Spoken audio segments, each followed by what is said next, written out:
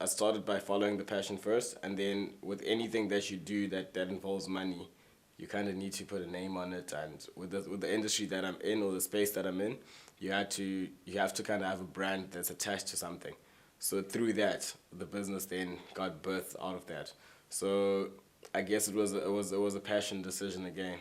I know I keep giving that answer, but then it is an industry that a lot of the things that you do are based in passion. Because when I started, it wasn't really about the budgets or anything. I did a lot of things for free, which generally happens in our industry. I did a lot of things for budgets that aren't really workable.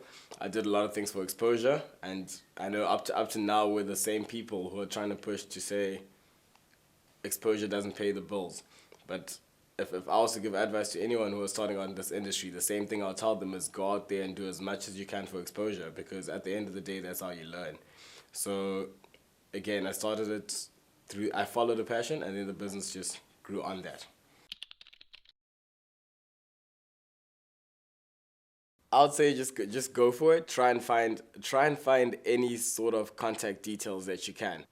The chain of how I ended up in the celebrity space actually started because I inboxed someone on their Facebook page like 5 times until they replied, and I didn't know they were famous. So at that time, I was trying to get her to collaborate with one of the artists I was managing in terms of music, and then when I hit her up, she never replied, like 3 times, 4 times, and the 5th time she was like, "Listen, I told her I live in Kenol. She's like, I'll be in Claremont tomorrow.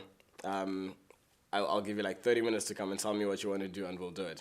I'm like, cool. So I get there and I'm like, I need you to collaborate with my artist, what. And then she's like, okay, but the kind of music that I'm working with right now through Germany, whatever, I can't really collaborate with anyone at the moment. Then I was just like, do you want a music video?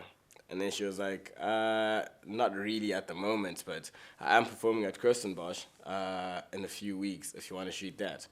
And I was like, okay, cool. She actually started out by paying. She didn't pay me, she paid for the camera equipment. And I didn't know that her Kirstenbosch performance was opening for Toya Delezi, and this is the time when Toya was pretty big.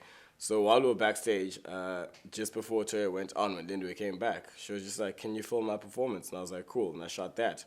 And I sent it to her, and she followed me on Twitter. We started talking a bit, and since then I've done a couple of jobs for her. So a lot of it just started out from a Facebook message or a couple of Facebook messages that I sent out. And yeah, I think the advice would be try and find any contact details, Facebook page, the manager's number, the booking agent's number. Try and find a friend who knows a celebrity. Go to events. Go to an event when the celebrity is off stage and he's trying to go to his seat or something. Just approach him and be like, listen, I do videos. Here's my card, or can I take your manager's number? I would say go for it. You kind of have to be an extrovert about it. And you kind of have to, be that awkward guy that tries too hard sometimes, especially at the beginning.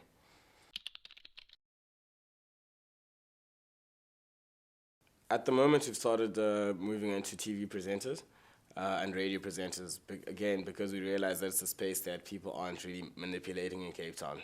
A lot of our radio presenters and TV presenters don't have management or don't know that they need it.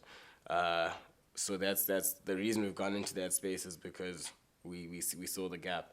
But in terms of where I feel like I'd want to go, I think I really want to go into sports management.